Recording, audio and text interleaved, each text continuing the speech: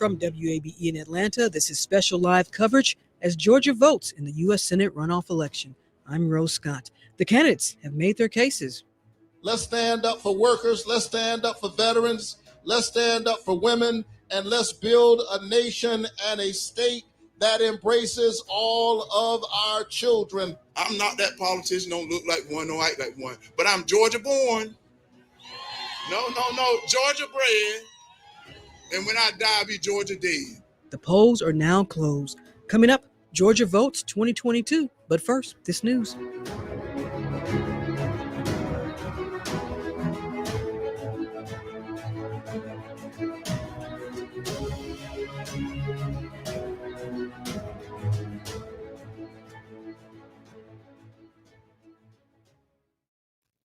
Live from NPR News in Washington, I'm Jack Speer. The U.S. House Select Committee investigating the pro-Trump attack on the U.S. Capitol last year is considering issuing criminal referrals. NPR's Barbara Sprunt reports the January 6 panel is wrapping up its investigation before the year's over. Committee Chairman Benny Thompson told reporters that criminal referrals are likely. What we've decided is that we will probably make referrals. As to how many, we've not decided on the number. Thompson added the committee hasn't made a decision on who would be named in a criminal referral. He said the panel is still working on the comprehensive report of its findings. It's currently 8 chapters long, but Thompson didn't say when the report will be released. The panel is due to sunset at the end of December. Barbara Sprunt, NPR News, the Capitol. In Georgia, polls are closing for a second time this fall to decide who will represent voters in the U.S. Senate. As Grant Blankenship of Georgia Public Broadcasting reports, abortion rights appears to be taking on new prominence for voters in today's runoff election. The choice for Georgia voters on one issue is very clear. Democratic candidate Raphael Warnock supports abortion rights. Republican Herschel Walker does not. And the recent Supreme Court decision overturning Roe v. Wade is top of mind for many at the polls today. That includes Anne Marie Wimberly, who summed up her motivation to vote in one word. Roe. I have children, and I want my daughters to have the same kind of rights that I had growing up, so I find that's important. A Warnock win would build on the Democrats' Senate majority, but it won't likely be enough to move federal abortion legislation that would supersede state laws like Georgia's that make most abortions illegal after 6 weeks of pregnancy. For NPR News, I'm Grant Blankenship in Macon, Georgia. Russian officials are reporting another drone attack on a Russian military airfield. As NPR's Charles Maines reports from Moscow, it's the third such incident in the past 2 days. The strike occurred at an airfield in the Russian region of Kursk along Ukraine's border. Online witness video showed dark plumes of smoke rising above an airfield in the pre-dawn hours. The region's governor said an oil tanker had caught fire, but insisted there were no casualties. The incident came a day after Russia accused Ukraine of carrying out drone attacks on 2 air bases that house strategic long-range bombers. One of the strikes hit little more than 100 miles from Moscow, killing at least 3 servicemen. The Kremlin spokesman says Russian President Vladimir Putin has convened his Security Council to discuss, quote, domestic security. Ukraine has not directly claimed responsibility, but suggested past explosions were karma for Russian aggression.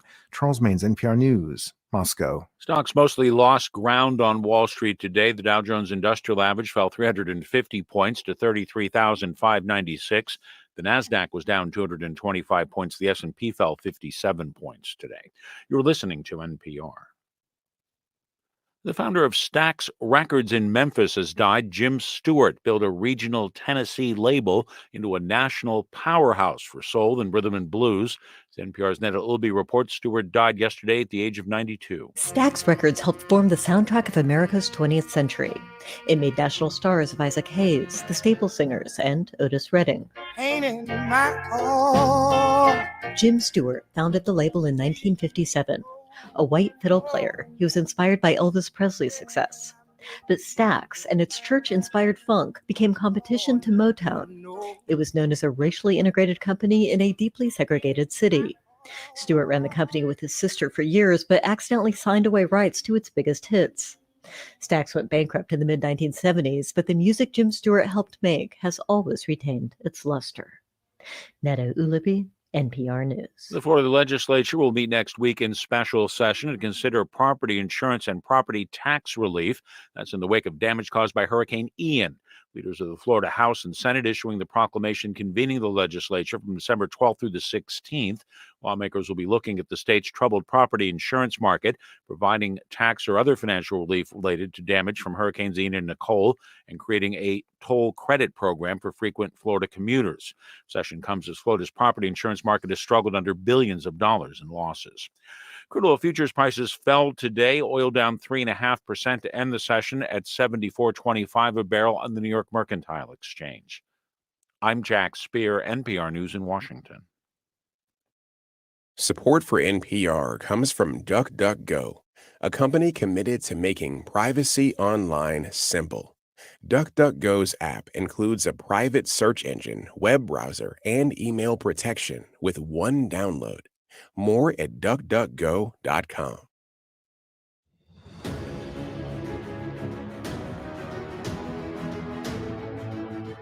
Let's stand up for workers. Let's stand up for veterans. Let's stand up for women. And let's build a nation and a state that embraces all of our children. Here's why you know I want this job. This is the 5th time my name has been on the ballot in less than 2 years for the same doggone job. I'm not that politician, don't look like one, don't act like one, but I'm Georgia born. No, Georgia bred. And when I die, I'll be Georgia dead, because that's who I am. I'm a guy that, as my offensive lineman used to tell me, they said, Herschel, why don't you follow me? I'll take you to the promised land. Yes. So I'm going to tell all you vote for me. We all get to the promised land, because I want to make sure we get that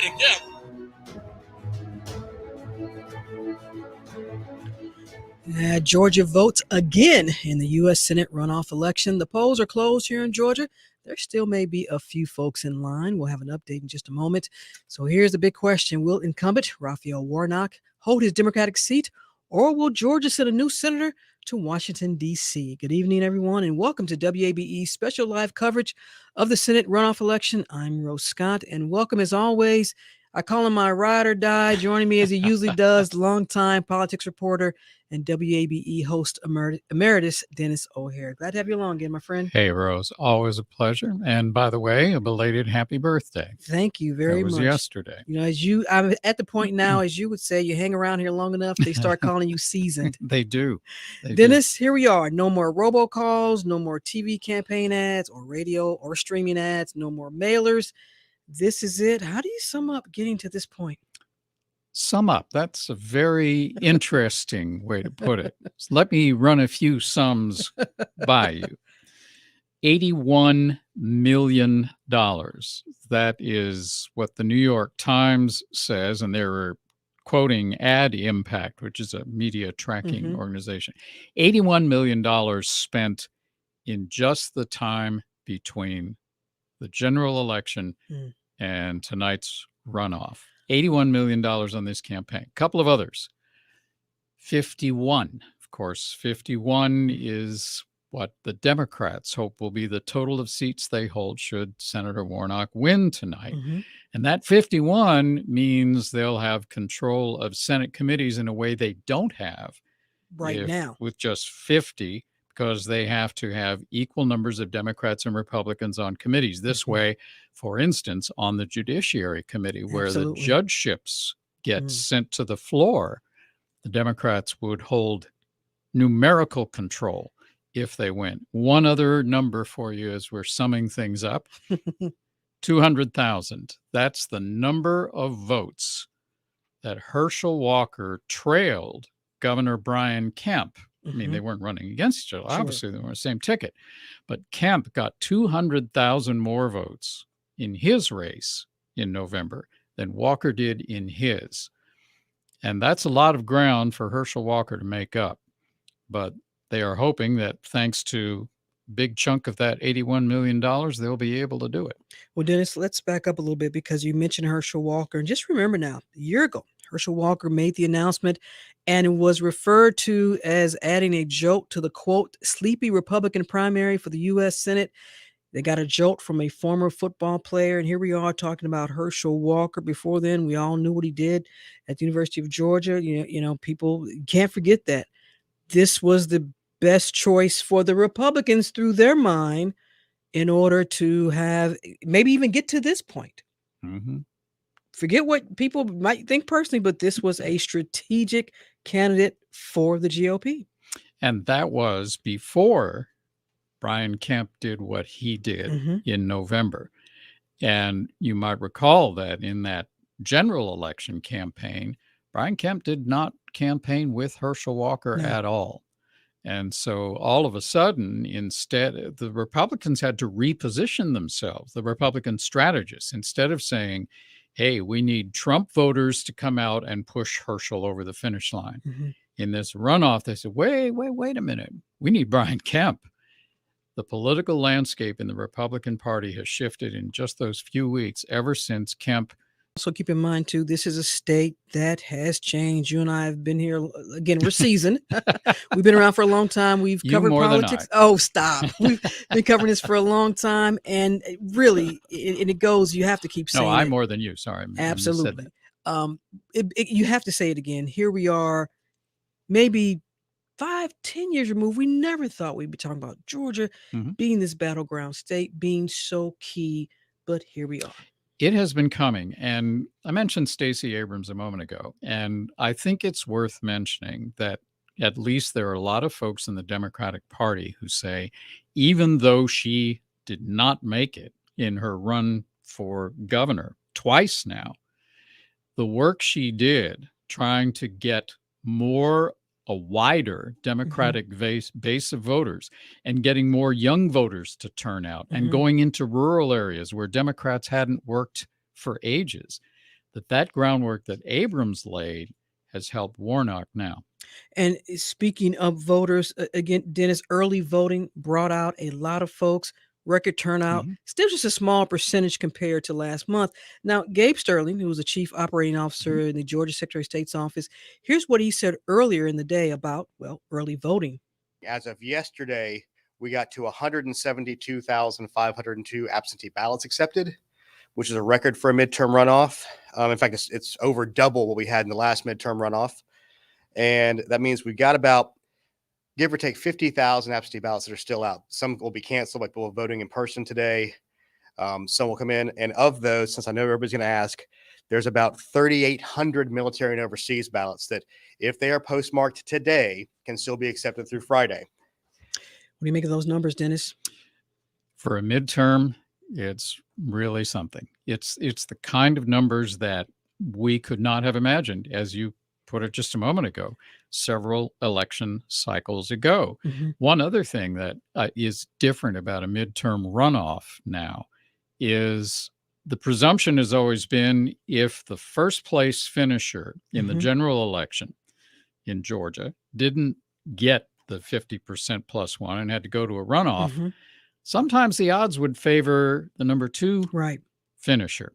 This time, and actually for a couple of cycles now, that old rule hasn't applied. But if you go back, Wyche Fowler, who finished first in, I believe it was 86, lost to Paul Coverdale in a runoff, and Coverdale had finished second. Wow, how things have changed, and some things stay the same. You know, Gabe Sterling also talked about what we can expect, and I know a lot of you are expecting to hear these returns. So, listen, he said, understand this. There has to be a process here. We know what's happened in the past, but he is encouraging counties to look, don't wait. When these results are coming in, get them in. Here's what he said. They have all kind of said that we'll try to do that. The other thing we told counties is, don't wait to get everything at once and then put it in. Give it to us as you get it, so we don't get the room to grow for conspiracy theories that, they showed up with 300,000 ballots at one time, which changed the outcome of the election. So I think they behaviorally are going to be doing that, and also playing defense, so they should be doing that. So I think we'll have a good amount of tallies in by 7:30, 8 o'clock. Now, we'll tell you why there might be a delay in some of the returns coming in. But Dennis, listen, Gabe Sterling telling counties, hey, don't wait. Start the process. I know it's hard to believe. Well, maybe not. All the drama and, quite frankly, the lies told about the 2020 presidential results, and Georgia still dealing with that.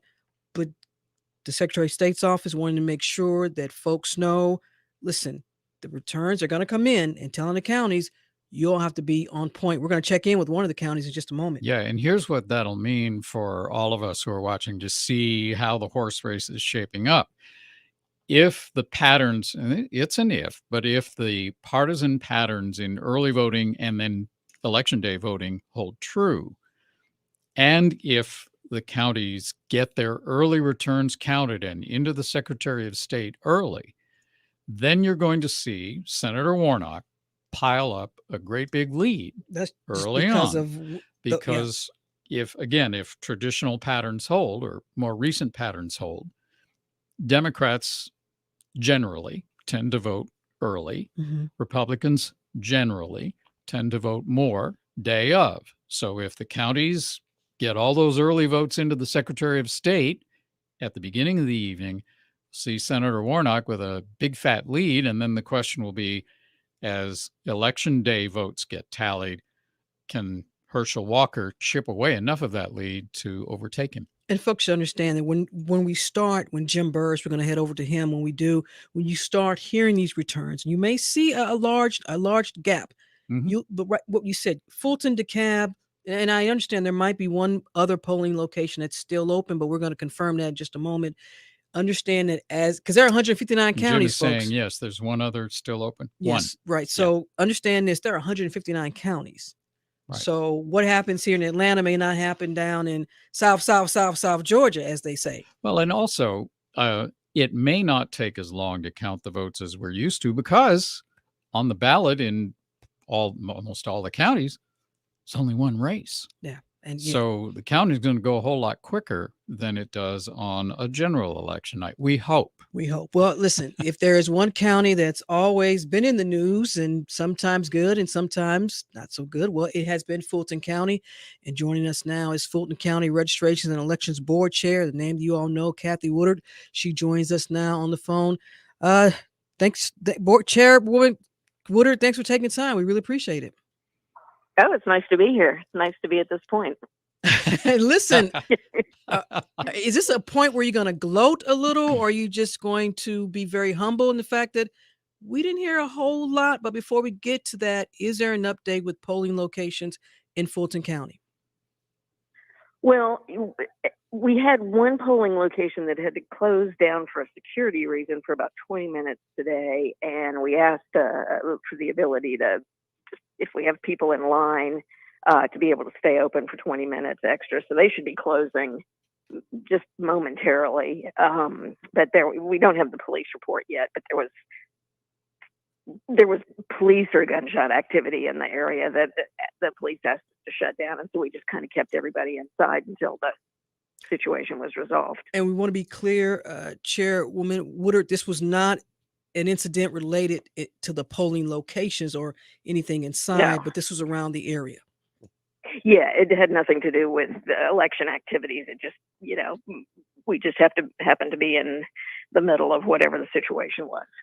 Well, now, but everything was resolved and it was fine. But we just in abundance of caution, we don't think anybody got turned away in that 20 minutes, but we asked a judge to give us the ability to hold open in case we did. All right. How do you sum up today? What have you heard? What have you seen? You've been making the rounds. Well, I feel we feel pretty good. We just had a little press conference and had a briefing from our interim election director, Nadine Williams, and we had, smooth voting, no particular lines in the course of the day. We filed to be able to go ahead and upload the numbers from the early vote, which is happening literally as we speak. So to Dennis's earlier point, you'll see a whole lot of numbers roll in, but they won't reflect today and they won't reflect the absentee ballots yet. But we're trying to get things in and count it as quickly as we can because we know everybody's interested. Yeah. Any idea how long it'll be, at least, before those early votes are into the Secretary of State? Those should be in momentarily. They shouldn't take too long because again we filed to be able to upload them early and we just did whatever the next step is. I'm sorry, I'm blanking on the terminology, but we should be able to see those pretty soon. One of the things that has been a concern for election officials throughout the country really has been the number of poll workers they've been able to recruit, and B, and related to that, concerns about poll worker safety. What have you seen on that as things were going through today? Did you have enough staff, and were people concerned that as poll workers they might face some kind of threat to their own security? Well, to the latter point, we really didn't have any security threats during the general. We felt like the calm would sort of continue on through this phase of the election. But, of course, we had security available and at most of the polling places, if not all of them. And, we're prepared to deal with anything that we needed to deal with. So we felt okay about that. We did experience a whole lot of people getting sick in the course of the week. We think a lot of folks were, with family and friends and kids over Thanksgiving. And so there was, the healthy dropout or an unhealthy dropout of people with, the flu and COVID and things like that caused us to have to kind of beef up our, recruitment of people sort of in the course of the event. Chair Woodard, let me ask you this, because given everything that you've talked about today, and not just with this runoff election, but even in the general, and everything going pretty smoothly here, and hopefully this is enough to send a message to the Secretary of State's office that you all have a handle on this. There's no need for oversight. There's no concerns about should there be a need for oversight. And election boards, that has a little bit of power here. So you all feel like, listen, we don't need to be under the authority of anybody. We can do this. Well, I think we've proven it through the primary election, primary runoff, the general, the runoff, the municipal elections last year. This has been going on for quite some time. We've cooperated in every instance with observation, interviews, and, as well as now having the Carter Center issuing a report by December 15th on what they've observed. So it's time to put it to, it's kind of time to call the question. And we're hoping at the January state election board meeting that we can consider this issue resolved. Do you have any, you may not know yet, but do you have any idea how Election Day turnout was compared to Election Day turnout in November, and how it also compared to early voting turnout in Fulton this time? Oh man, I don't have those numbers.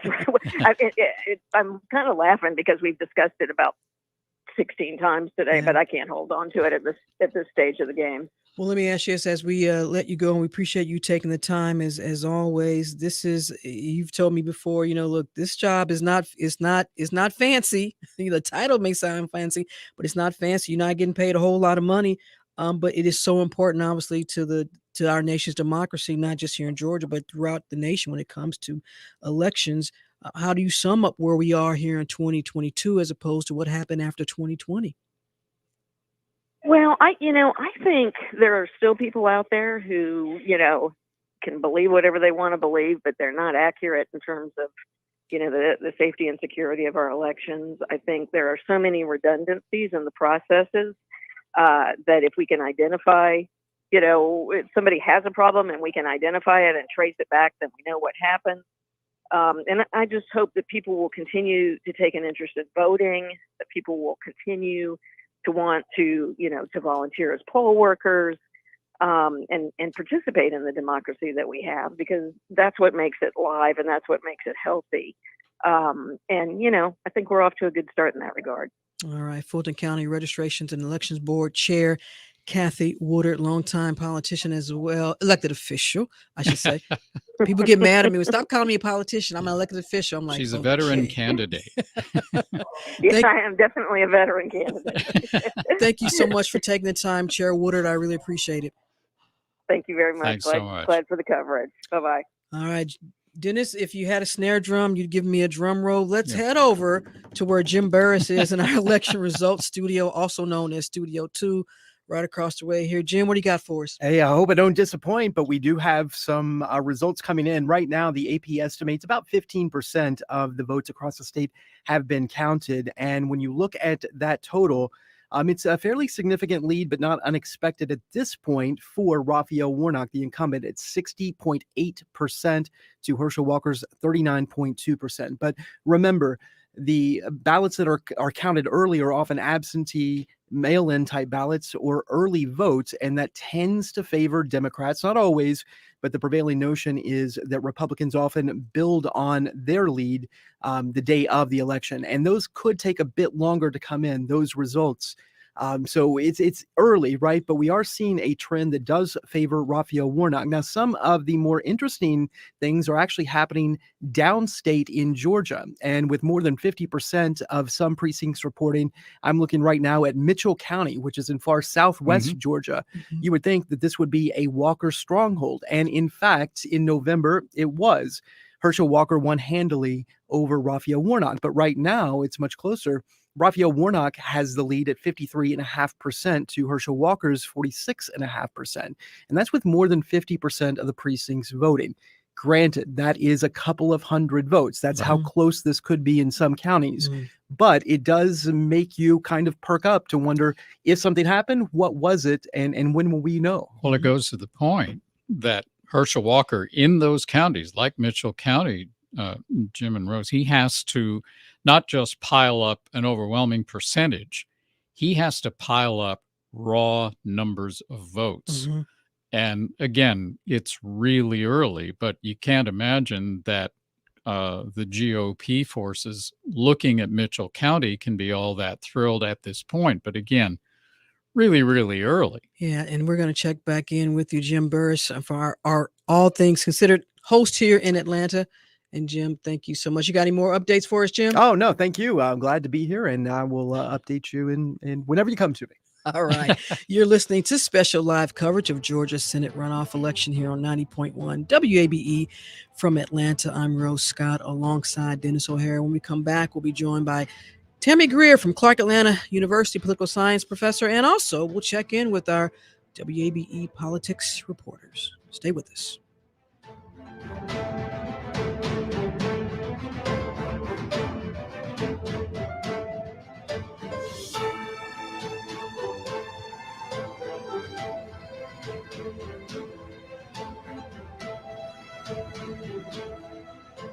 Support for WABE comes from the Community Foundation for Greater Atlanta, serving our region for over 70 years by combining your assets with our philanthropic knowledge to make a difference. Learn more at cfgreateratlanta.org. And from Diem Restaurant Group, including Opera Diem and Tapa Tapa, located next to the Midtown Art Cinema. You can celebrate the holidays with friends, family, or coworkers by booking your private party in Opera Diem's lounge, operadiem.com. Sheku Kane Mason has played the cello since he was a kid. From the start, I always enjoyed the feeling of connecting with an audience. Ideally, have the focus of everyone in the room. At Harry and Meghan's royal wedding, he had the focus of 2 billion viewers. Now he's getting attention playing the music of Bob Marley on the next Morning Edition from NPR News. Tomorrow morning at 5 on 90.1 WABE.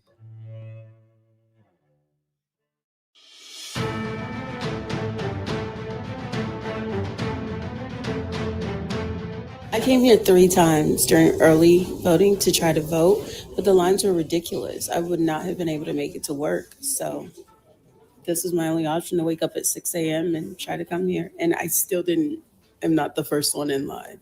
I'm far from the first. Yeah, I walked from the bus station so I can come over here and vote. I didn't see no ride to vote, so I had to walk on over here.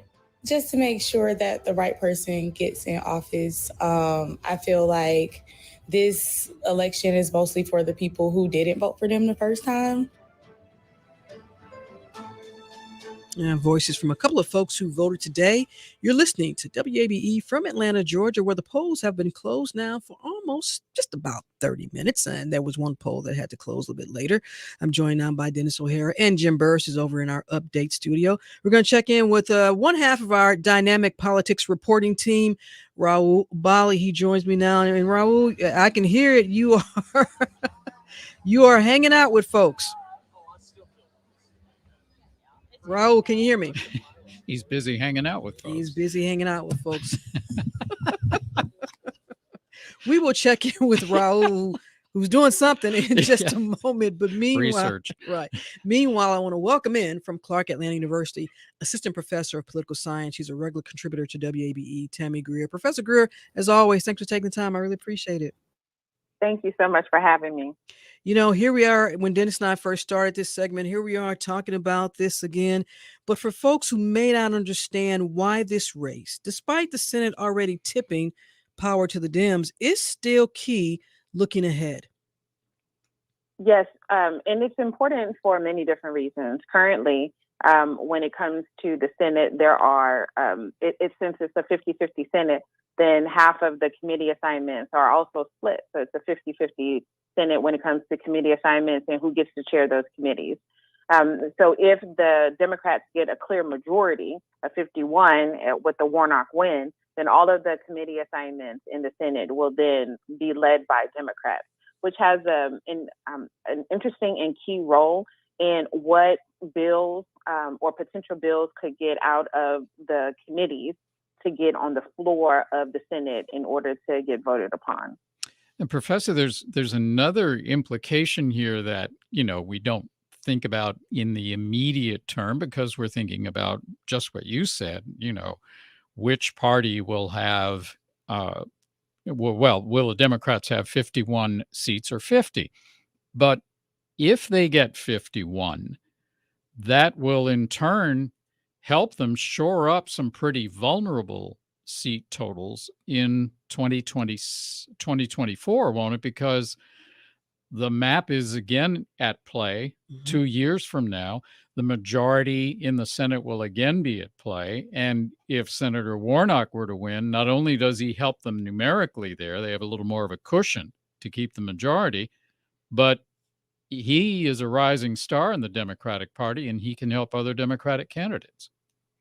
Yes, absolutely. And not only can he help Democratic candidates, there is also a potential seat cushion when it comes to perhaps some contentious bills that could come through the Senate that perhaps another vulnerable senator who may be up for reelection in 2024, it may not be the best strategic move for them to make. So having one seat as a cushion allows for another senator to vote against something based on their constituency in their state. And so there's this give and take that comes with the opportunity to have a majority, a clear majority in either house of Congress. So Senator Warnock's important to the Democrats for a lot of reasons, not just for the 51 that we hear so much about. Correct, not just for the 51. So it allows for one other senator to perhaps, quote unquote, deflect, and then you could still have the vice president to come in to be that tie-breaking vote. And it's important to make the point because sometimes if we see a political party or an elected official from a particular side vote against a bill that is brought to the table by their own political party, sometimes there's this back and forth, like, why would they do that? Where's the party unity?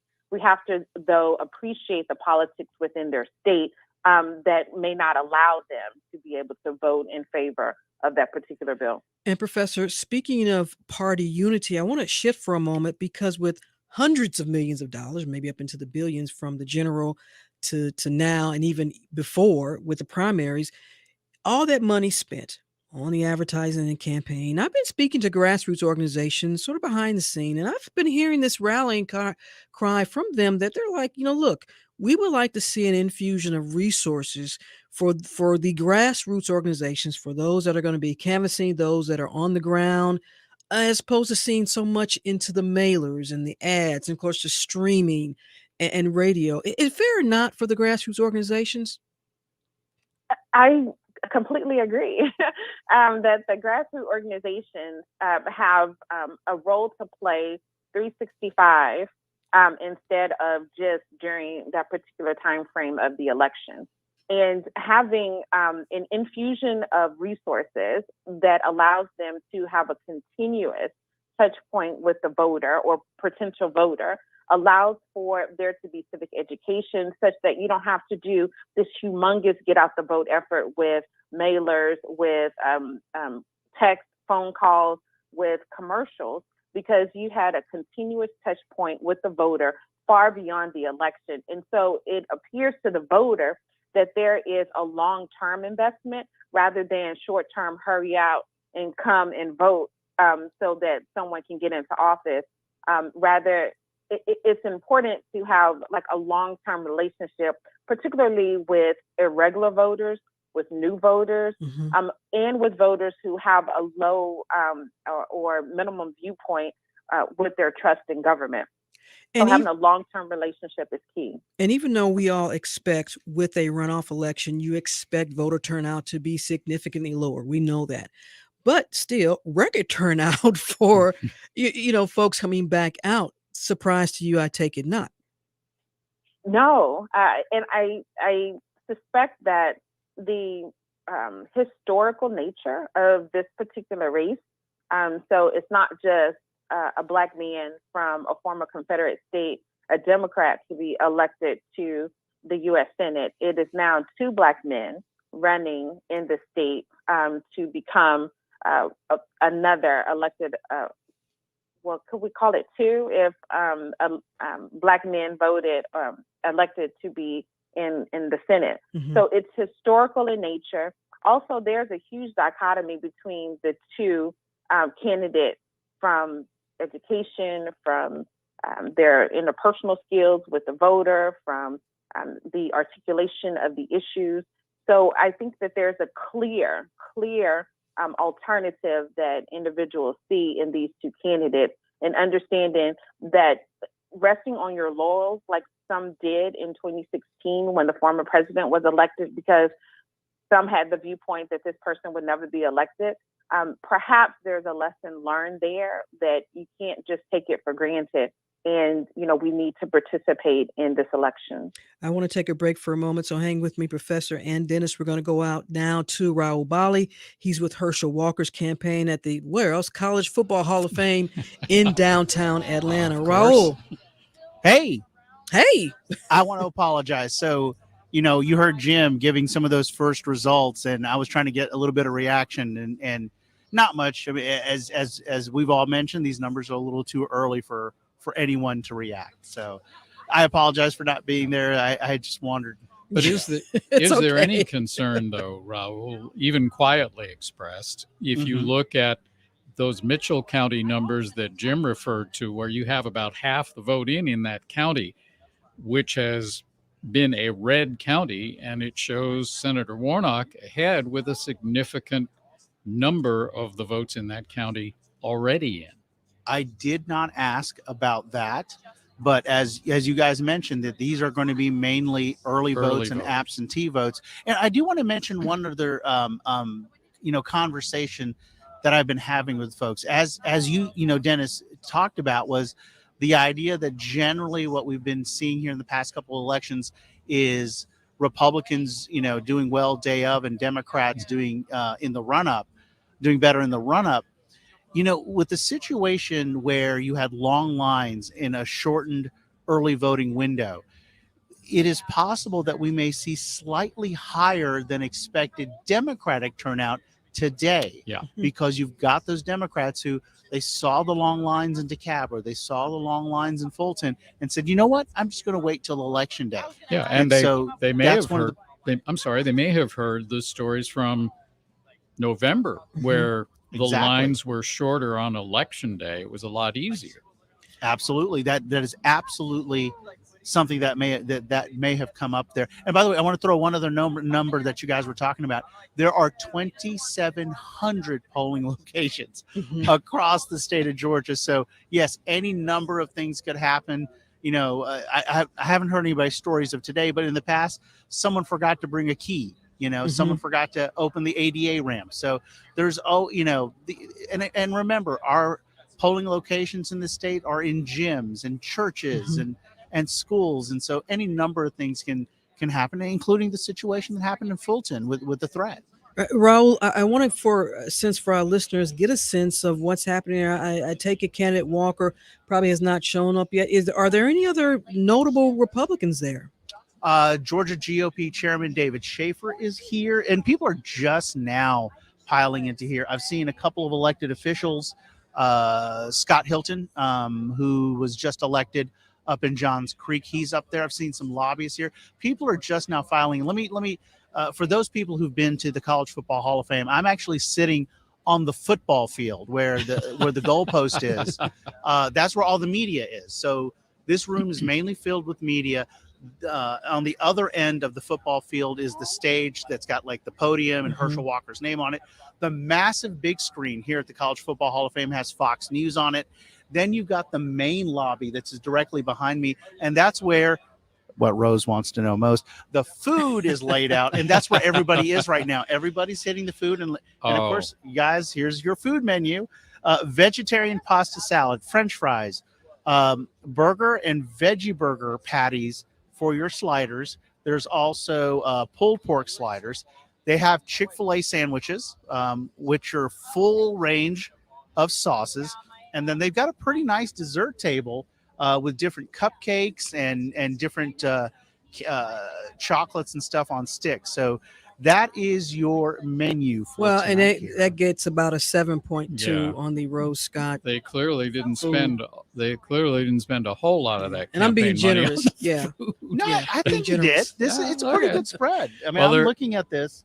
It's a pretty good spread. And there are a whole lot I'd of say they spent on it. there are a whole lot of football metaphors that come to mind here when you Right. start describing where the end zone is and all that. But here, big question: Yeah. Is Governor Kemp going to show up? Yeah. Oh, I have no idea. I haven't even asked that question. So that's a great question. I may go ask. No, I have not even asked that question. That's a great question, Dennis. All right, WABE's Raul Bali's hanging out at the College Football Hall of Fame in downtown Atlanta. Raul, we'll check back with you in just a moment. Sounds good. One quick clarification here, because Raul said the threat, referring to a polling place. The polling place in Fulton County, as we heard from Election Board Chair Kathy Willard, just in case people are just joining us, there was not a threat To the location. that polling Right. place. There was There was something a in there the was area. police activity going on in the area, and so they had to basically shut down a bit just to be safe and then open up again. And Dennis, I want to take time, if we can we head back over to Studio 2, check in with WABE's Jim Burris to see if we have any results. And again, folks, the polls have been closed now for about 42 minutes here in Georgia. We're not going to know anything by the time probably we go off air, Dennis, but we do want to get you some updates.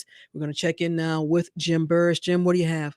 All right. Well, we have quite a few more votes counted as the evening goes on right now, according to the Associated Press, estimating about 28% of the vote counted across the state. When you look at the first third, we have Raphael Warnock with a 54.3% of that pie, and Herschel Walker 45.7%. So about 90,000 votes separate the two right now. And we are still seeing some surprises, though, and that is basically in middle and southern Georgia, southwest Georgia, where Raphael Warnock is trending ahead of Herschel Walker in several counties that he lost in November. And some counties, when you look at the map, has a Herschel Walker victory 95% in one county to Raphael Warnock's 5%. And that's with almost all the votes counted. So to have this showing so early and so kind of uniformly in middle Georgia is something that we'll definitely be watching for the rest of the evening. All right, WABE's Jim Burris. Jim, thank you so much. We'll check back with you in just a moment. I do want to head out now. Also going back to downtown Atlanta, Dennis O'Hare, where Sam Greenglass is with the Warnock campaign. Sam, I hear music. Hey, Rose, how's it going? I hear Kool and the Gang. Yep, the doors opened here to the public around 7:30, and I'm looking over the risers right now, and there's like a decent crowd starting to trickle in. People are feeling festive, CNN's up in the background, and we're just kind of waiting like the rest of everyone to get some more results coming in. Sam, any other notable Democrats there with the Walker campaign? We did see Spike Lee walk by, unclear why, but he is in the building towing a gym bag over his shoulder. He didn't have a Knicks game to go to or something? You know, I feel like we're at the point in this campaign where I'm just going to expect the unexpected and be down with it, you know? Sam, Jim was talking about some of the results from some of the smaller counties in more rural parts of Georgia, in middle and south Georgia. Again, these are early voting numbers, most likely, so they might tend to favor Senator Warnock just structurally. But are Democrats encouraged or just still waiting to see when they see numbers like that in places where Senator Warnock lost before, where he appears to be at least according to the early numbers, doing pretty well. Well, I've been kind of trying to poke around at some of these maps and numbers in between here, but I will say that I spent some time with the Warnock campaign over the summer in Southwest Georgia. And Warnock in particular has put a really big emphasis on campaigning in some of these more rural parts of the state that maybe didn't attract Democratic candidates just a couple of cycles ago. But he did close his campaign pretty much in Metro Atlanta, and there were some Democratic strategists who were worried about that. Yeah, I mean, these are places that you have to hit and invest in over the course of the campaign. But when it comes to where the voters are really going to turn this election, you're right, it's the suburbs of Metro Atlanta and base turnout here in the city.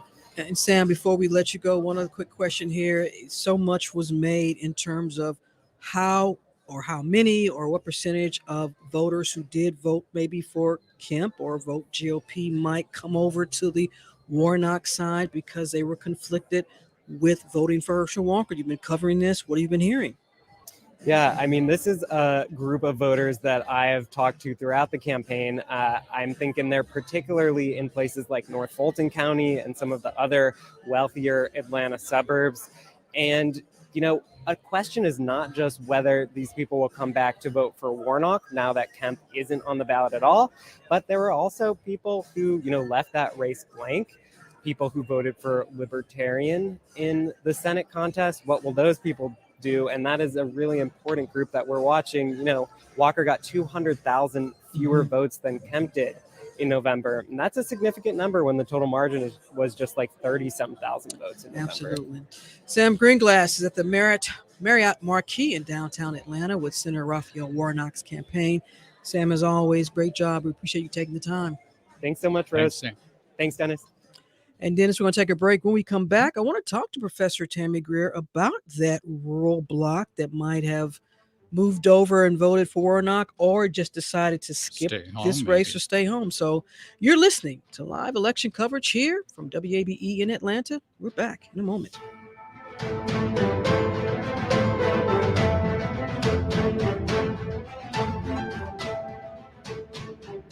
Support for WABE comes from Chicory Wealth. For 20 years, helping people align their financial lives with their hopes for a better world through fee-only financial life planning and socially responsible investing. Chicory Wealth, integrating money and meaning. ChicoryWealth.com. At the end of the year, as you make your contributions to organizations that are important to you, please consider a donation to WABE. Listener support helps us thrive. Past gifts help pay for the coverage you enjoyed in 2022, and your gift right now will help us as we move into 2023. Please, take a moment to make your tax-deductible gift online at wabe.org/donate. Thank you. Is America losing its religion? Last year, the number of people saying they belong to a church, synagogue, or mosque dipped below 50%. But new research suggests most Americans remain spiritual, even as more of them stop identifying with a specific religion. Who is keeping the faith? That's next time on 1A. Tonight at 8 on 90.1 WABE.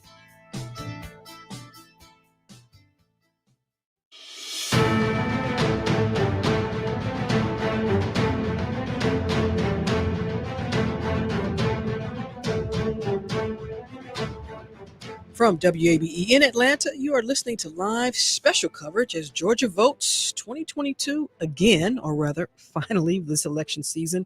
I'm Rose Scott alongside Dennis O'Hara. Let's immediately check in with the third part of our broadcast team. He's pulling double duty, our All Things Considered host here in Atlanta, Jim Burris. And I know, Jim, you are the man. Folks keep texting me saying, go to Jim. So you know what? I'm going to Jim. Well, I'm like, you like your friends there, Rose. They got good taste. Well, we have now crossed the 1/3 mark, and 34% of the votes counted in this race, according to the AP estimate. And really, though, what the news right now is how many votes we're expecting. Many more than maybe the Secretary of State indicated earlier today in terms of people who came out to vote across the state.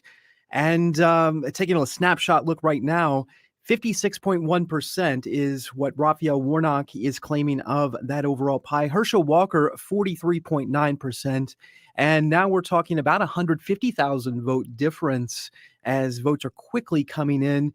And we are continuing to see what we were seeing earlier. Of course, when you look at the major metros, so Atlanta, Augusta, Savannah, Columbus, they are going again for Raphael Warnock. That's not a surprise. Some of the North Georgia counties almost exclusively going for Herschel Walker. Again, not a surprise, but there are still surprise pockets in Middle and Southwest Georgia that are still favoring Raphael Warnock, and where they're not, the lead is marginal for Herschel Walker. Yeah, Jim, and you just hit on something where, and especially we saw it in his last few days of campaigning, where Herschel Walker really has to roll up not just percentages, but actual bodies, big numbers, raw vote totals, and that's in North Georgia. And obviously he's going to do well there, but he has, as we've been saying throughout the evening, that 200,000 vote gap behind what Governor Kemp did in the general. And he's got to roll in North Georgia. And I guess certainly he'll have the percentages, but will he have the raw numbers? Yeah. It looks like he may not have either. Wow.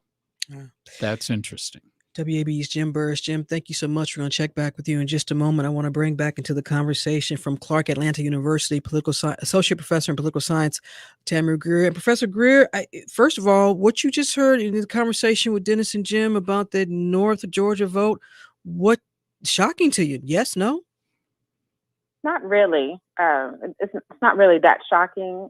What is a bit surprising is that there are some of the counties where you do have that large difference, 95, to a single digit and such. Yet some of these other counties, particularly the rural counties in Middle and South Georgia, you see a much closer margin between Walker and Warnock. And two counties in particular, I know that there are three counties, but two counties in particular I'm interested in is the counties that went for Governor Kemp, yet who also voted for Warnock. And so I'm looking at Jefferson County, who has vote totals in already, where Warnock still has a lead, a decent lead in Jefferson, and Clay has not reported in yet. So I'm interested to see how those counties move in this runoff election, to see if they maintain how they performed in November. And we were just told by our chief content officer here, Scott Waffle, in terms of, listen, according to AP, we're looking at 3.6 million total coming out to vote here. That, Dennis and Professor Greer, more than what people expected. That's absolutely fantastic, considering the early vote. I was a little bit, undertaken. I was like, okay, what's going on? But 1.8 plus is pretty good during early voting. So especially the weather in Metro Atlanta, I was unsure of the turnout in Metro because of the cold and the rain. But this is great to see an increase for Election Day. Professor, let me shift for just a moment, because we were asking Raul Bali just a few moments ago about whether Governor Kemp will appear at Herschel Walker's headquarters. There's a theory going around about him and this race that there's really no way that Governor Kemp can lose here. He went all in for Herschel Walker toward the end, did a big rally for him. That rally turned up in ads. And if Herschel Walker wins, Governor Kemp will get loads of credit with the national Republicans, because he will have been seen as helping to push Herschel Walker, to coin a phrase, over the end zone. And if Herschel Walker loses, the blame will fall on Herschel Walker, not on Governor Kemp. So is Governor Kemp kind of in the catbird seat here? He is, because he can't run again for the seat of governor. So let's be clear. During the general election, he stayed far away from Walker because he didn't want some of the baggage from Walker to run off on him, which could depress his turnout for his race. So now that he won, then obviously he'll go in and discuss the importance of of having a Republican in the Senate from Georgia. Yeah, of course he can have it both ways because he's an incumbent who is term limited. So he can shift it any way he wants to. Let's talk about Governor Kemp for a moment, because I've had some political strategists on this program here, they'll be with me tomorrow, who have said that based on how he just did here in Georgia, getting reelected, still holding truth to the fact that, look, our 2020 presidential results were not fraudulent, basically going against the big D, Donald Trump. And some people saying, they're starting to say his name without really putting it out there. But some strategists think 2024 Brian Kemp could be a name that we hear that could be maybe considered to run for Oval Office. Maybe. If the Republican Party shifts back to a pre-Donald Trump conservative party, and I would even go so far as to say a pre-Sarah Palin Republican Party. If there is a shift back in that direction, then yes. If there is not quite of a shift, then Ron DeSantis, is that person who is able to be less Trump and still a bit more, quote unquote, traditional, pre-Sarah Palin Republican.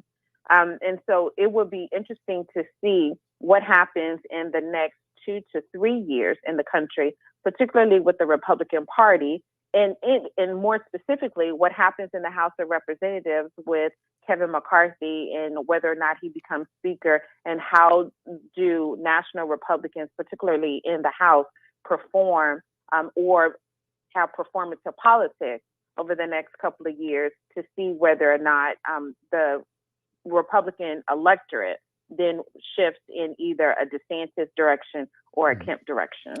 But in the near term and closer to home, as long as there is speculation about Governor Kemp's future, even as soon as 2024, when he would be in the middle of his term, does that add to the already kind of volatile mix under the Gold Dome? Because you have speculation about Governor Kemp's future. He can't run for re-election, but he certainly has a lot of levers he can pull. You'll have a new Speaker of the House and a new Lieutenant Governor. So again, he could demonstrate his willingness to buck his party, depending on how the General Assembly, which direction they're leaning to. So if they would lean in a hard, again, Trumpian direction, then it would be within what is his current brand to buck his party and to be a bit more moderate in order to become a national candidate. Some folks may wonder, why are you all talking about 2024 so early? But let's be really clear. There's a reason. It's always election season. Professor Greer, if you had to give an assessment, you're used to grades, giving folks grades. If you had to give an assessment to how nationally the Democrats and the Republicans have approached this Senate race, what would you say, starting with the Democrats? Starting with the Democrats, it appears to me that with 2020, there should have been a wake-up call to have a more sustainable ground game in Georgia the day after the election. And I am unclear at this moment if there is a long-term strategy in order to do that. In terms of the Republicans, it appears to me that the Republicans were unsure. It's almost like they made an effort to look like they were making an effort. Really didn't. I don't think they really believed in Walker. You're listening to special live coverage. Don't go anywhere. We're going to come back. Special live coverage of Georgia's Senate runoff election here on 90.1 WABE. From Atlanta, I'm Rose Scott alongside Dennis O'Hare, and from Clark Atlanta University, Associate Professor in Political Science, Tammy Greer. Hang with us. We're going to be back in just a moment.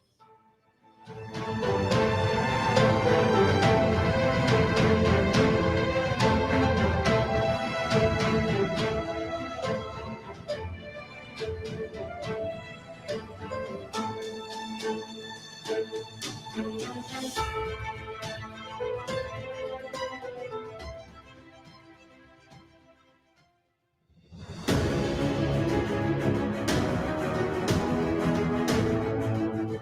WABE in Atlanta, this is special live coverage as Georgia votes in the U.S. Senate runoff election. I'm Rose Scott. The candidates have made their cases.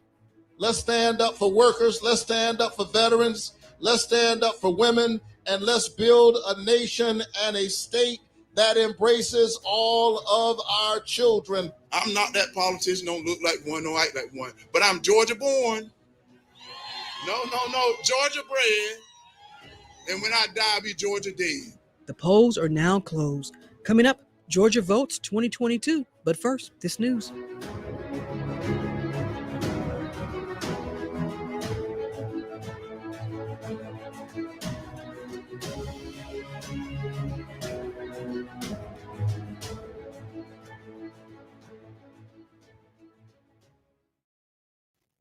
Live from NPR News in Washington, I'm Jack Speer. The Biden administration says it is not encouraging Ukraine to carry out strikes in Russia, but it also is not preventing Ukraine from developing their own long-range strike capabilities. NPR's Michelle Kellerman reports the comments come as a third Russian airbase came under a suspected drone attack. The U.S. is not weighing in on whether Ukraine was behind the attacks on Russian air bases. When asked whether these attacks are morally justified, Secretary of State Antony Blinken would only say this. We have neither encouraged nor enabled the Ukrainians to strike inside of Russia. But the important thing is to understand what Ukrainians are living through every day with the ongoing Russian aggression against their country. He says Russia is trying to weaponize winter by striking civilian infrastructure and knocking out water and electricity in Ukraine. Blinken and Defense Secretary Lloyd Austin are vowing to continue to help Ukraine defend itself. Michelle Kellerman, NPR News, the State Department. President Biden visited Arizona today, the president touring a microchip factory in Phoenix, where he touted his administration's efforts to revive manufacturing. TSMC plant opened by a Taiwanese company aimed at significantly boosting computer chip production in the U.S., which is now being done increasingly outside the country. These are the most advanced semiconductor chips on the planet. The chips will power iPhones and MacBooks, as Tim Cook can attest. Apple had to buy all the advanced chips from overseas. Now they're going to bring more of their supply chain here home. It could be a game changer. Biden toured the facility, noting his economic plan, in addition to creating jobs, is also rebuilding supply chains and easing some inflationary pressures. Voters in Georgia are deciding who should represent them in a runoff Senate election, choosing between incumbent Democrat Raphael Warnock or Republican challenger Herschel Walker.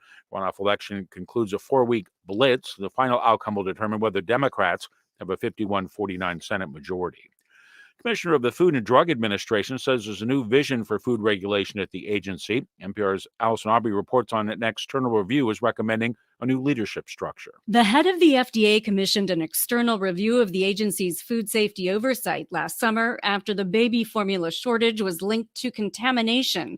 Now, in a new report, independent evaluators call for key changes to the current leadership structure at FDA, recommending the creation of a deputy commissioner of food to help elevate food and nutrition regulation. David Atkinson is a former FDA official. It's an opportunity to make some constructive changes. The agency says more on the planned leadership structure will be released early next year. Allison Aubrey, NPR News. On Wall Street, the Dow was down 350 points. The S&P 500 fell 57 points. This is NPR. There was another dramatic moment today at the World Cup as the tournament's round of 16 came to a close. Portugal beat Switzerland 6-1 thanks to 3 goals by an unexpected starting player. From Doha, Qatar, NPR's Tom Goldman reports. Portugal's match against Switzerland started with a surprise change to the Portuguese starting lineup.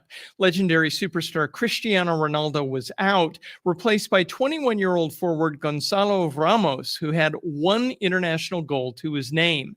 He now has 4. His 3-score hat trick was the first of this tournament and the first in 20 years by a player in his first World Cup start.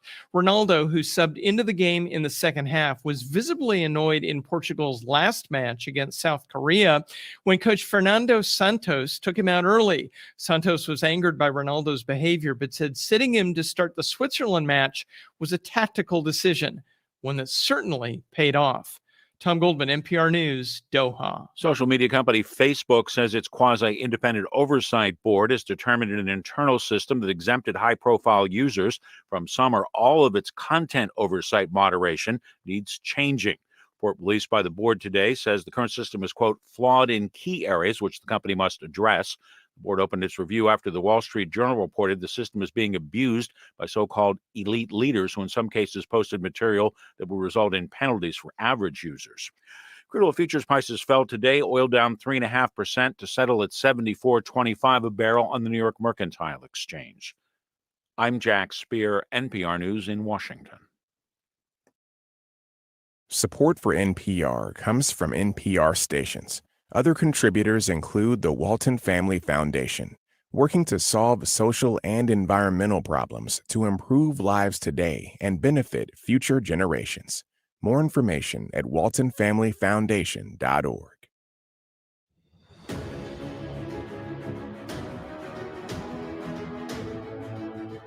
Let's stand up for workers. Let's stand up for veterans. Let's stand up for women. And let's build a nation and a state that embraces all of our children. Here's why you know I want this job. This is the 5th time my name has been on the ballot in less than 2 years for the same doggone job. I'm not that politician, don't look like one, don't act like one, but I'm Georgia born. No, Georgia bred. And when I die, I'll be Georgia dead, because that's who I am. I'm a guy that, as my offensive lineman used to tell me, they said, Herschel, why don't you follow me? I'll take you to the promised land. Yes. So I'm going to tell all you vote for me. We all get to the promised land, because I want to make sure we get that together. Will incumbent Raphael Warnock hold his Democratic seat, or will Georgia send a new senator to Washington, D.C.? Good evening and welcome to WAB's special live coverage as we continue here of the Senate runoff election. I'm Rose Scott alongside Dennis O'Hare. And Dennis, tonight, as we all wait, we've been hearing lots of theories, been hearing lots of what ifs. And the bottom line is the what if is what if when all these, what if and when if are all these election results are going to get in. But there's something at stake here. We've talked about the fact we know the Democrats hold the balance of power in the Senate, but having that 51-49 majority is very key. Very key for a number of reasons, some of which are really immediate. And that is, if Democrats have 51 seats instead of 50 with Vice President Harris as the tiebreaker, with 51, the Democrats get to have majorities on Senate committees. So right important. Now, with 50-50, committees are split 50-50. And so, for instance, if President Biden wants to get more judges through, he has to go through the Judiciary Committee. And if there are more Democrats than Republicans on the Judiciary Committee, because Senator Warnock were to win, hypothetically, then that's good news for the Democrats in a big way. Another one, and we talked with Professor Greer about this in our last half hour, and it's kind of less apparent, but with 2024 coming up and more Senate races at stake, including some vulnerable Democrats, if you have that extra seat in the bank to have control of the Senate in 2022, your chances of keeping it in the 2024 election are a little better. And so Raphael Warnock is critical to the Democrats, not just now, but in the future. All right. And we're going to go over to Studio 2, WABE's Elections Returns Update with Jim Burris. Jim, we know that it's still very early, but some counties already have their results in. That's right. We are seeing some counties that the victory is decisive for whichever candidate. But looking at the state as a whole right now, 42% of votes counted according to the Associated Press. And Raphael Warnock continues to maintain a lead, a significant lead, more than 10% at this point, 55 to 45. And when you look at the number of votes, that's about 150,000 votes more right now for Raphael Warnock compared to Herschel Walker. And we are seeing that trend that we talked about throughout the evening continue, where there are counties in middle and southwestern Georgia specifically that favored Herschel Walker in November, and now they favor Raphael Warnock. So both in percentage and numbers. And so, really, this is going to be the story, I think, that a lot of folks are going to have to look at after all the votes are tallied, if this trend continues. To find out what's going on there. But even in Metro Atlanta, some of the outlying counties, Herschel Walker is struggling where he had a victory, just a month ago. All right, WABE's Jim Burns says, always, we appreciate you, Jim, taking the time and hanging with us. I want to go out to Raul Bali and something that Raul talked about when we had him on before. He said, look, there are over 2,700 polling locations, folks. Understand this, 159 counties, but 2711 to be exact. So let's welcome in Raul Bali. He's with Herschel Walker's campaign at the College Football Hall of Fame in downtown Atlanta. Raul, what's up? Listen, you heard. Hey, what's happening? Well, let me start by. We don't have the menu you do. I am poking around to get an answer to your question. I have not found the answer yet if Governor Kemp intends on being here tonight. So still asking around. Okay.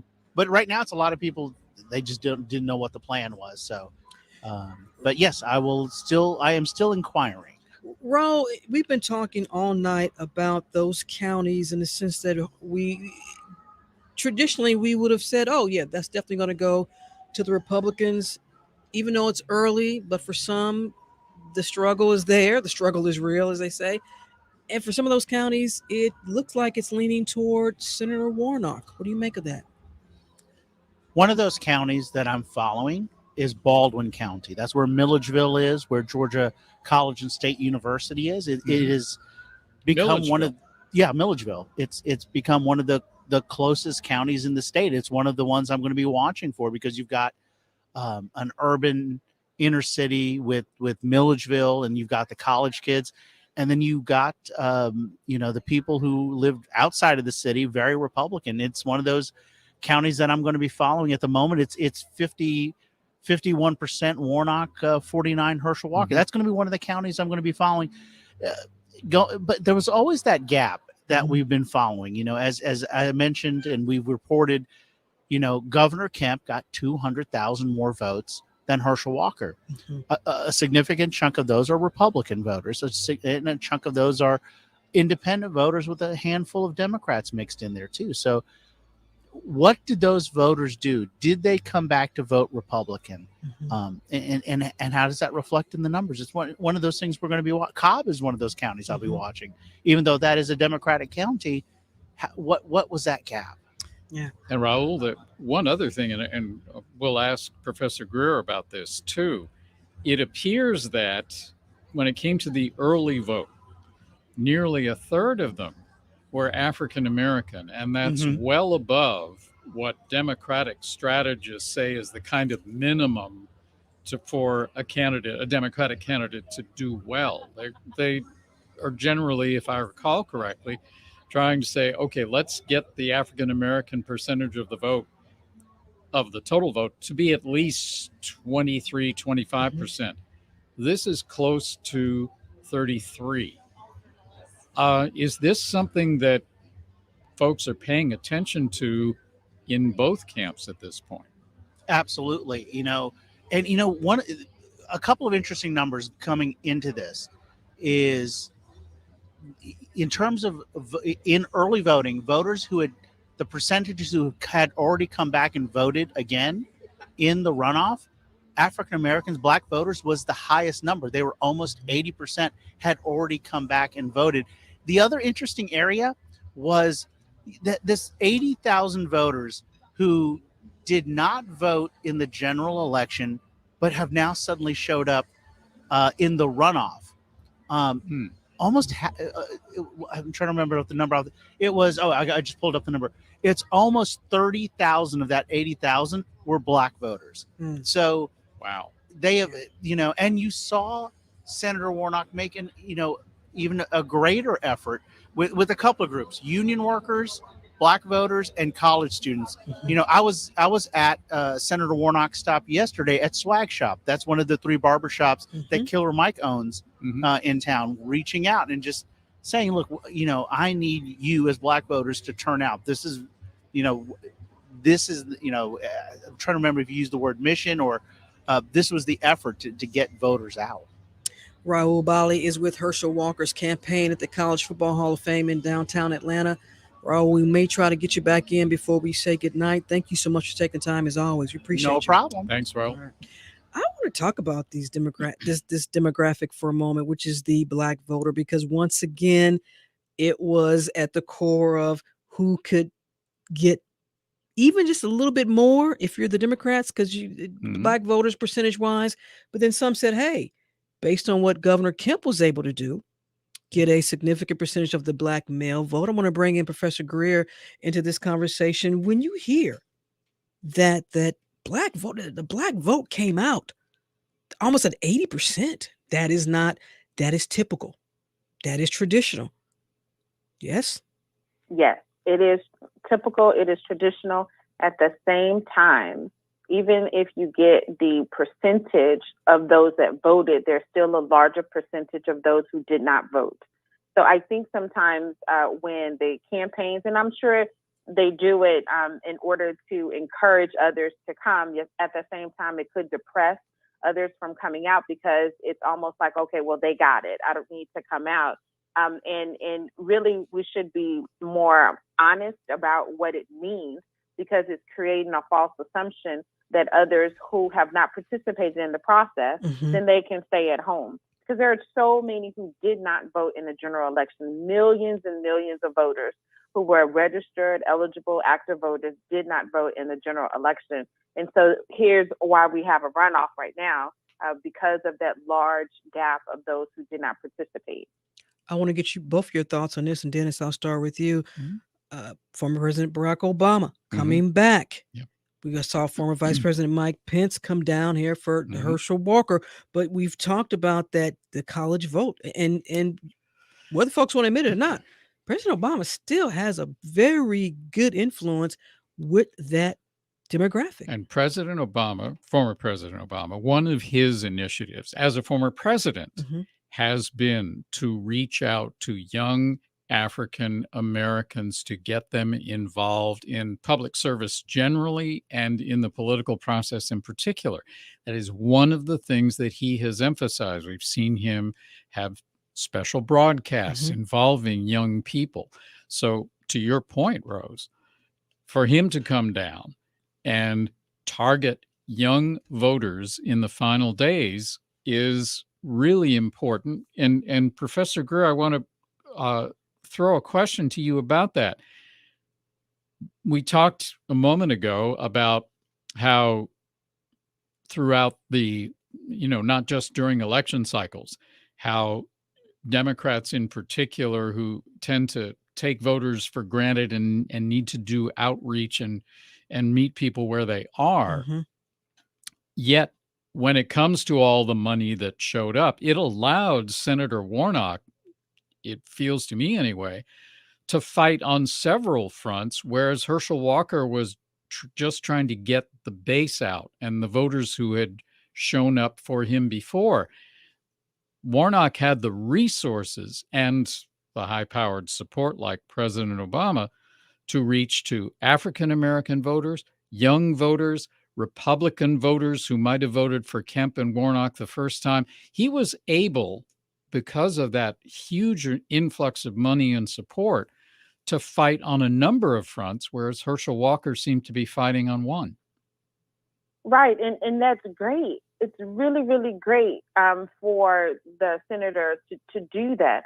At the same time, it's almost as if getting a quick bump of energy and then having to go back, right? Being on the sugar high and then coming down from that, rather than having, the sustainability. I like to say that participating in this republic so that this democracy is able to function is like a muscle.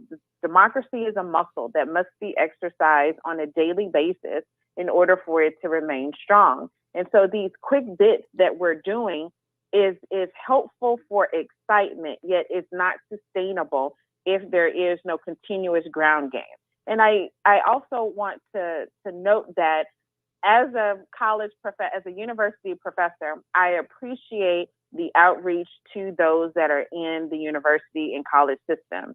At the same time, a greater percentage of young voters are not in college or technical college or even in any spaces of higher education.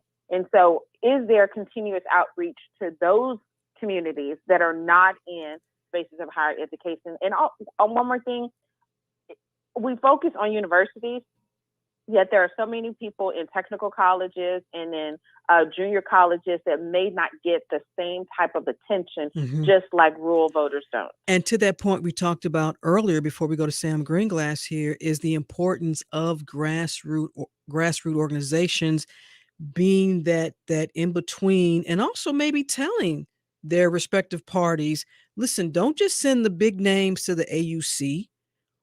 Don't just send the big names to Dawson County, where you may have a higher percentage of one party. You got to come and meet other folks where they are as well. And I think that is something that moving forward, both parties going to have to look at. How do we make sure we get to these other vote, when I say Democratic small d, so everyone can participate in this democratic process. I want to go out now to the Marriott Marquis in downtown Atlanta, where Sam Greenglass is with Senator Raphael Warnock's campaign. Sam. Hey, Rose, how's it going? I hear somebody talking. Yep, we're at the phase right now where the program part is just getting started. The crowd is pretty full, and And that, you know what? That's the great thing about election night coverage. Dennis, you and I have been doing this for so long. Oh, my Lord. I've been on both ends of You this. just keep going. Yeah. So let's continue with our conversation and moving forward. Professor Greer, when we talk about the importance of these grassroots organizations, I've been talking to him. Sam's back with us. All right, let's go back out to the Marriott Marquis in downtown Atlanta. Sam Greenglass. I'm still here. Can you? Sam's like, I'm not going anywhere. Sam, do we have you? Yeah, we're still having some. Sam, are you with us? All right, we're gonna check back with Sam Greenglass. Yeah, with the crowd sounds nice.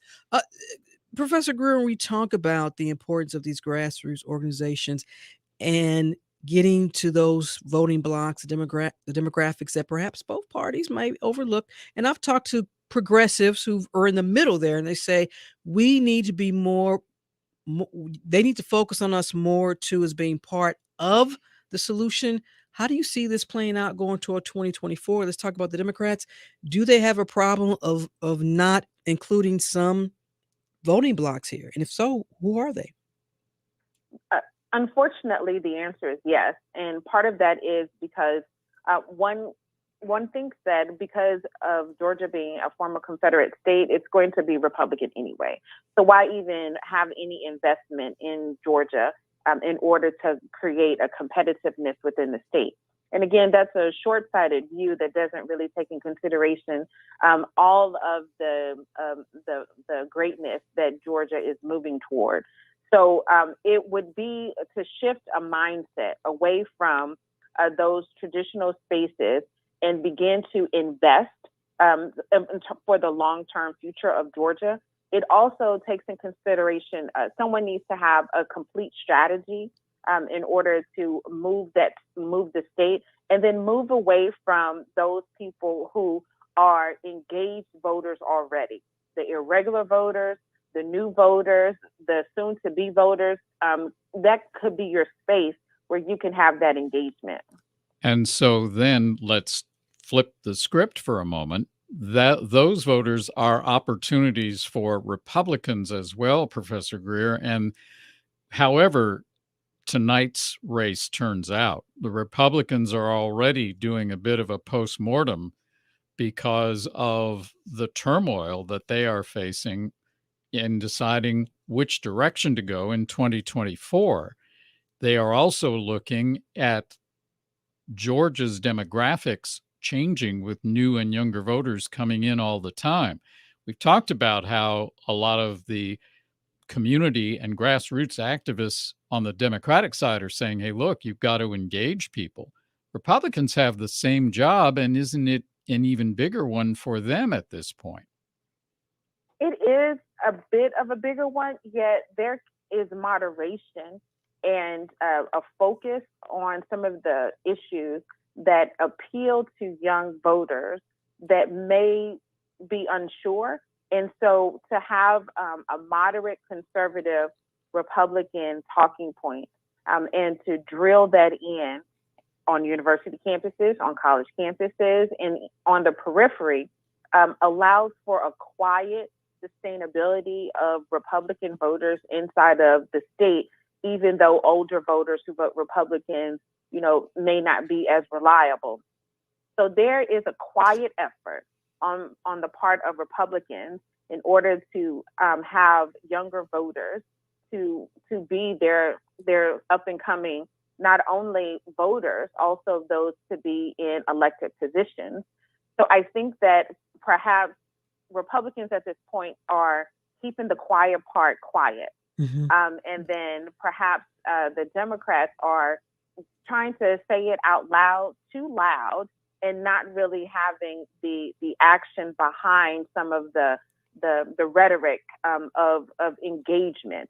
So it's almost as if they're doing the opposite, yet it can appear, particularly when you look at statewide, the general election, how every single race, other than this one, went to a white conservative Republican for a statewide position. Mm-hmm. So they're making progress. They're just not providing us with the playbook so that we can scrutinize. Well, and also there are two groups that we haven't even mentioned tonight, and that is the Hispanic and Latino voting bloc and Asian American as well. I want to go back out, going to try it again because I know it's going to work. Sam Greenglass, who's at the Marriott Marquis in downtown Atlanta with Senator Raphael Warnock's campaign. Sam, are you with us? Hey there, hoping the signal holds this time. I got you. So you're saying you're at the part of the night where folks are getting up, trying to keep the crowd. This is what we call the hype people. Mm-hmm. Yep, the program is starting. People are not quite anxious yet, but we're going to get to that point of the night probably soon. Sam, we were talking about in terms of moving forward 2024, not that far off. You've been covering this race in terms of Senator Raphael Warnock, who some are calling a rock star already, especially if he gets reelected here. What are you hearing about his influence, his presence, and the need for him to get reelected and what that means to Washington? Well, for one hand, the Senate map for Democrats is a lot more challenging in 2024 than it was in these midterms in 2022.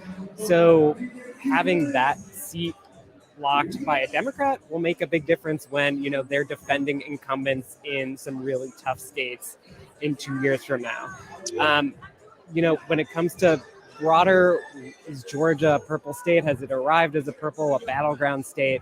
On the one hand, the close margin of this race shows that Georgia can certainly be competitive. On the other hand, it is so close, even given all of the baggage that the Republican candidate comes with. All right. Sam, any notables that have showed up yet? Haven't seen anyone besides our earlier Spike Lee report. So I will keep you posted later, but I might have to take another pass in front of the risers here. All right. WABE Sam Greenglass with the Spike Lee report at the Marriott Marquis in downtown Atlanta. He is with Senator Raphael Warnock's campaign. Thank you so much, Sam. We appreciate it. Dennis, I want to head back over to our update studio, over Studio 2 is what we call it, with WABE's Jim Burris. And Jim, again, folks, I know you all want results. We can only give you what we can give you. Jim, at this point, how many counties have reported? reported any number whatsoever. I would say about 90%, and that's a guesstimate here. There may be a dozen, 14 counties total across Georgia that have not reported anything. However, the margin of reporting is wide. Some counties have got close to 100%. Other counties, including here in the metro area, have very little, fewer than 20%. So it's kind of literally all over the map when you look at the map of the state. But what I can say too is we now have reached the 50% mark. AP says half the votes in Georgia are now counted, and 51% even as I speak now. And it is tightening. The lead is shrinking for Raphael Warnock. But he is still commanding a lead. We're talking 971,000 votes. That equates to 51.2% of the ballots cast so far. Herschel Walker at 48.9%, about 931,000 votes. So what we saw was about 100,000 vote margin just 15, 20 minutes ago has now shrunk considerably to about 40,000. And the metro counties, those are the ones that everybody watches to see whether the election day, because they're so big, the election day vote will tend to favor one side or the other. Where are they, let's say Fulton, DeKalb, in terms of how much Cobb and Gwinnett too, and Clayton, how are they doing in terms of reporting?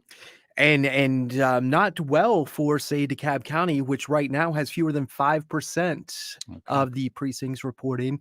Of course, Raphael Warnock has a sizable lead in those 5 precincts at 5%, but that's not unexpected. DeKalb, it would be very unusual for that county to vote Herschel Walker in any significant numbers.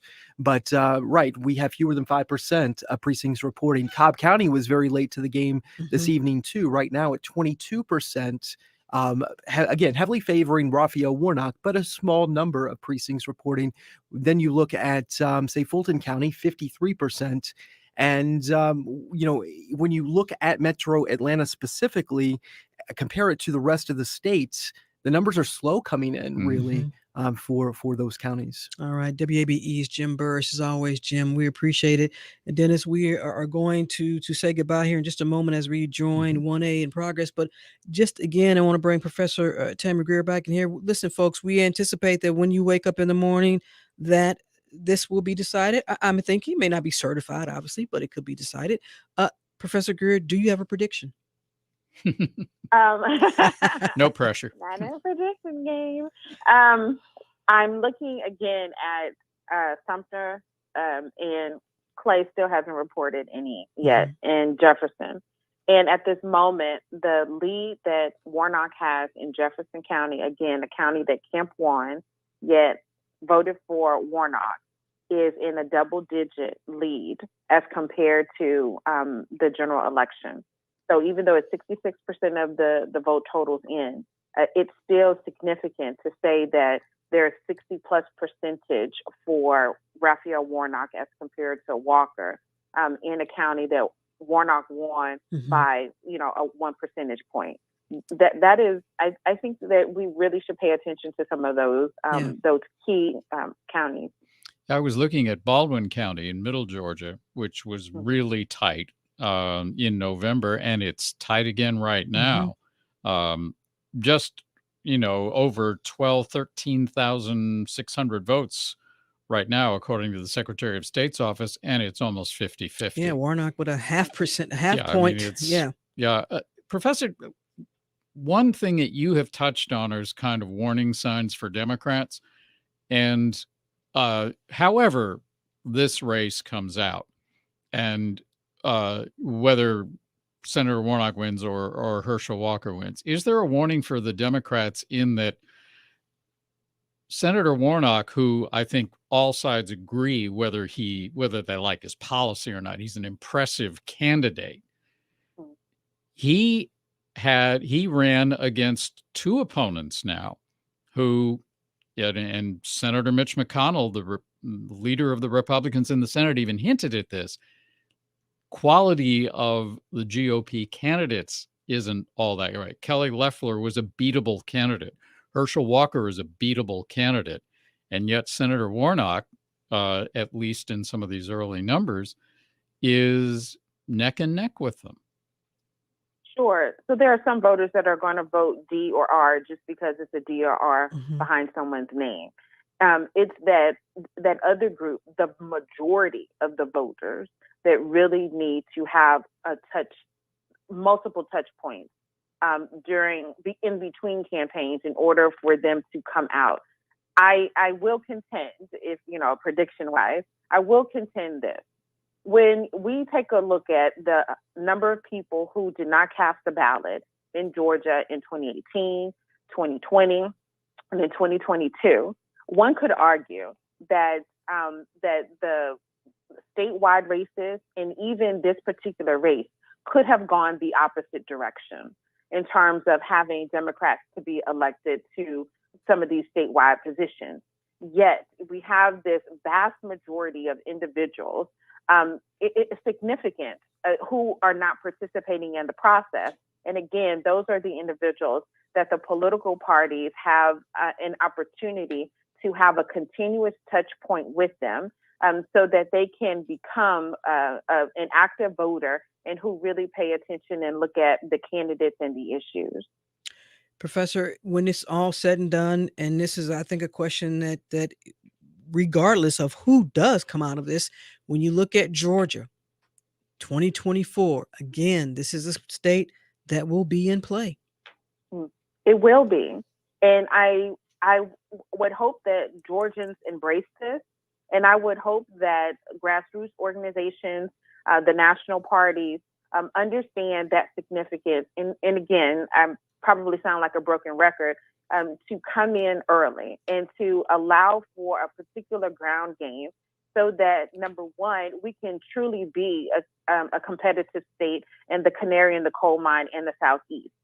And to have a more engaged and a higher participation rate, regardless if it's a presidential election or a midterm election or a municipal election. All right. Clark Atlanta University, assistant professor of political science, a regular contributor to WABE and Closer Look. We appreciate it. Tammy Greer, professor, thank you so much for taking time. As always, great insight. We really appreciate it. I enjoyed it. Thank you. Thank you so much. Dennis, as we prepare to say goodnight, I'll ask you, looking forward to 2024, whatever happens with the election results tonight, how key will Georgia be again? Georgia will matter. It won't be the only state that does. We see the demographic shifting. Florida, which was the big battleground a few cycles ago, appears to be going more Republican. Georgia will matter. Nevada will matter. We'll see other states as well. And we're starting to see that recognition in the way the Democrats are juggling their primary calendar. Absolutely. You've been listening to special runoff election coverage from WABE here in Atlanta. Tonight's special was produced by Daniel Razel and LaShawn Hudson, our live stream producer, Brianna Carr. Special thanks to WABE's managing editor, Alex Helmick, Jim Burris, of course, Christopher Alston, Rebecca Smith, Patrick Saunders, Matt Pearson, Susanna Capilouto, Dormaya Vance, and our engineer, Kevin Rinker. Of course, our politics reporters, Raul Bali and Sam Greenglass. And of course, my longtime politics co-host and friend and mentor, Dennis O'Hare. Dennis, thanks so much as always. Rose, always a pleasure. And again, happy birthday. We'll have more tomorrow during Morning Edition with Lisa Ram and doing Closer Look tomorrow at 1 p.m. And of course, we'll continue with All Things Considered, hosted by Jim Burris. Stay tuned to 90.1 WABE from Atlanta. And also, folks, you can catch full results on WABE.org. From Atlanta, I'm Rose Scott.